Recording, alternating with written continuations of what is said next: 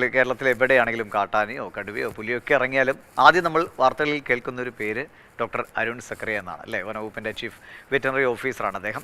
അദ്ദേഹത്തിൻ്റെ നേതൃത്വത്തിലുള്ള സംഘമാണ് എപ്പോഴും ഈ കാട്ടാനയെ അല്ലെങ്കിൽ പുലിയേനെയൊക്കെ തുരത്താനോ പിടികൂടാനോ ഒക്കെയുള്ള ഒരു ദൗത്യത്തിന് നേതൃത്വം നൽകാറ്. പക്ഷേ അതിലൊരു അവരനുഭവിക്കുന്ന ഒരു പ്രശ്നം കൂടി ഉണ്ടായിരുന്നു. ഇത്രയും റിസ്ക് എടുത്തൊക്കെ അവർ ചെയ്യുമ്പോൾ അവർക്ക് വേണ്ട മറ്റ് സൗകര്യങ്ങൾ, വാഹനം അടക്കമുള്ള സൗകര്യങ്ങളിൽ പല അപര്യാപ്തതകളും ഉണ്ടായിരുന്നു. അത് പരിഹരിക്കുകയാണ് പ്രിയങ്ക ഗാന്ധി എംപിയുടെ ഇടപെടലിലൂടെ CSR ഫണ്ട് ഉപയോഗിച്ച് ഈ ദൗത്യ സംഘത്തിന് ആധുനികമായ വാഹനവും ഉപകരണങ്ങളുമൊക്കെ ഇപ്പോൾ കൈമാറിയിരിക്കുന്നു. 4 വീൽ ഡ്രൈവുള്ള ടൊയോട്ട ഹൈലക്സ് പിക്കപ്പിലാകും ഇനി വനം വകുപ്പിലെ വയനാട് ദൗത്യ സംഘത്തിന്റെ യാത്ര.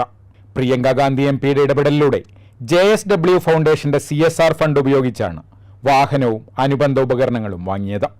പുതിയ വാഹനം പ്രിയങ്ക ഗാന്ധി ഫ്ലാഗ് ഓഫ് ചെയ്തു.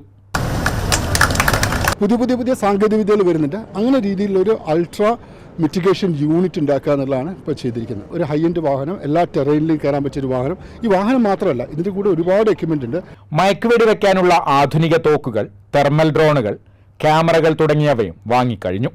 അരിക്കൊമ്പൻ, PT-7, PM-2 തുടങ്ങി സമീപകാലത്ത് വനംവകുപ്പ് നടത്തിയ പ്രധാന ഓപ്പറേഷനുകൾക്കെല്ലാം നേതൃത്വം നൽകിയത് വയനാട്ടിൽ നിന്നുള്ള ഈ ദൗത്യ സംഘമായിരുന്നു.